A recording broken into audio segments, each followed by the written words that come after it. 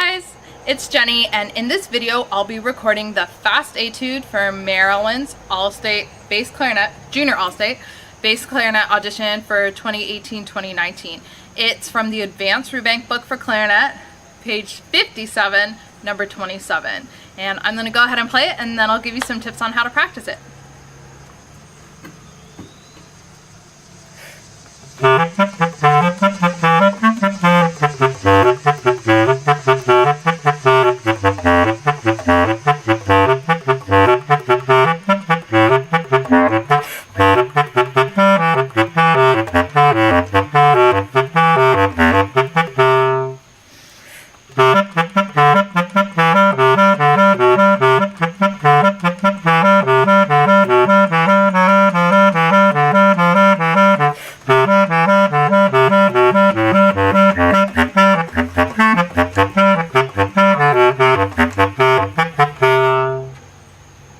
So, first off, no, if you have long hair, tie it back. I had breathed in a few hairs, and that could have been disastrous because without fail, it will get in between your reed and your mouthpiece, and then your reed just won't vibrate correctly. So please, please, please, for an audition, put your hair back, at least behind your ears, if not, like, back with a rubber band or clip back.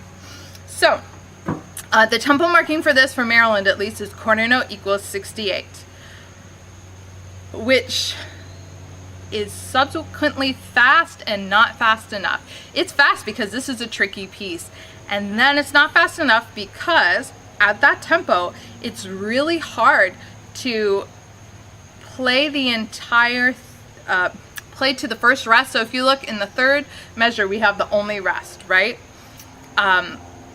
If I were to play this not for an all-state audition, I would probably play it a little faster so I could do the first 2.5 lines in one breath. At quarter note equals 68, unless you have some crazy lung capacity, I don't think that you're going to be able to do it in one breath. So what I did is I dropped a note. Let's see if I can remember which one I dropped. I believe that I dropped, go with me, second line, go to the second measure, the last measure of the second line, the third beat, the last 16th note, that beat. I think that's the note I dropped, but I'll have to listen back. I would pre-plan whatever note you dropped. Don't have it be the first note, like the first note of a group of 16ths. Have it be either in between, inside the 16th, or the last note of the group of 16ths, so it's not as noticeable. Also, there's no dynamic marking. I would play it mostly all at mezzo forte, though we do have some places where we can put some crescendos and come back. This is mostly to show our technical ability, right? We have the slow etude that helps us show more of our musicality. We don't want to be a robot here, but generally play a nice mezzo forte. Now, in the second bar, it has a word written, and that says simile. So what that means is that we are to play the next 1, 2, 3 bars with the same articulations as the first bar. If this is tricky to remember, just write it in. So they want the first 4 bars to be slur 2, tongue 2. Okay? I don't know why they do it, maybe to save ink. But basically the first 4 bars are all slur 2, tongue 2 with the staccatos. Now, whenever we have slurred notes going into staccato notes, we need to do something that's called a tongue cutoff. And what that means is the last note of the slur, however long it is, you want to stop the sound with your tongue. There's 2 ways of stopping sound on a bass clarinet. One is to just stop blowing. Right? It's a nice sort of rounded end to it. And the other is put your tongue back on the reed. The reed stops vibrating, it can't make sound. That's what we want for this piece, because we want to have our staccatos really nice and crisp and short, and if our slur bleeds into that too long, it will start to sound muddy and mucky. So if I was practicing it really slowly, it would sound like this.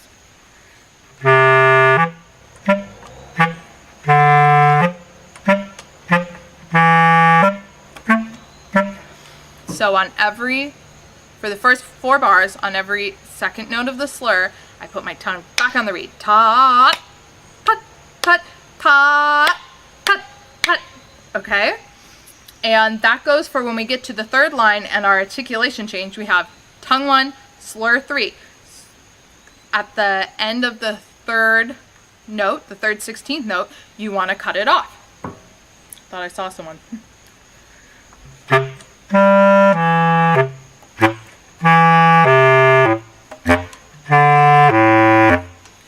Okay? Other thing, general thing to note, make sure you play C sharps. We do a really good job remembering F sharps, not C sharps. Write them in if you have to. It's better to play them with them written in than have too much pride and miss them, okay?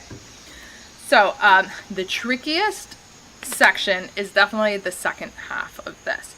So we are looking, caught myself, on the 3rd line. The last measure is sort of the second half of this piece, right? And it sounds like this.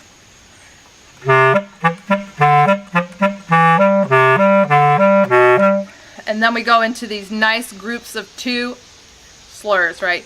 Tia, tia, tia, tia. Those are nice. What you need to be concentrating on is we keep for 1, 2, 3, 4. For the next 4 measures, we go from some note to A. Fa, A, da, A, A, A, A, A. Okay, so with that in mind, we want to focus on the lower notes, making sure the lower notes come out. That's the melody. The melody isn't right? Our melody is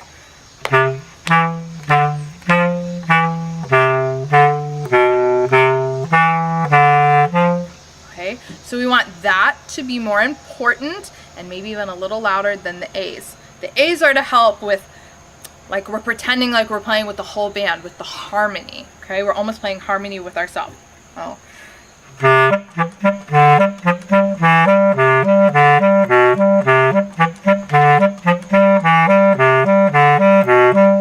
Now, we got to line 1, 2, 3, 4, and I want you to look at the second measure, the last measure of line 4. We have a G sharp, then we have a G natural.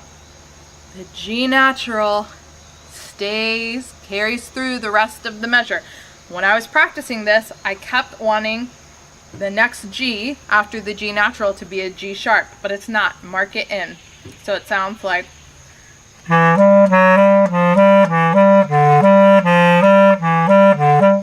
not. The problem is they both sound correct. So you want to make sure you really play the G natural because that's what's written. Probably the hardest 2 measures are the first 2 measures of the last line. And these measures we want to be crescendoing through the entire thing because we're walking our way down. Well, we have a D, then an F sharp, then we walk our way down.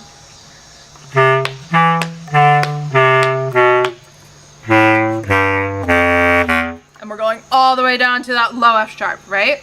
And we're popping up to the A. So that being said, we don't want to have our fingers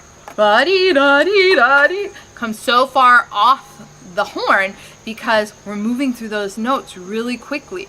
So we want to keep our fingers as close to the keys as we can so that we can play it at tempo, at 68. So.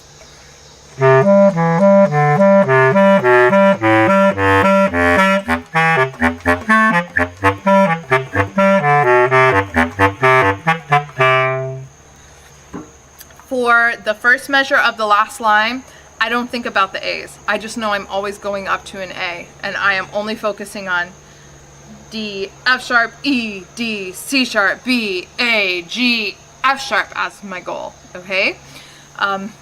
For me personally, if I had to think D, A, F sharp, A, E, A, D, A, C sharp, A, B, A, oh, my mind would just go crazy. So just know you're always going back to an A and focus on what the lower notes are. Okay, so let me know if you have any questions and happy practicing.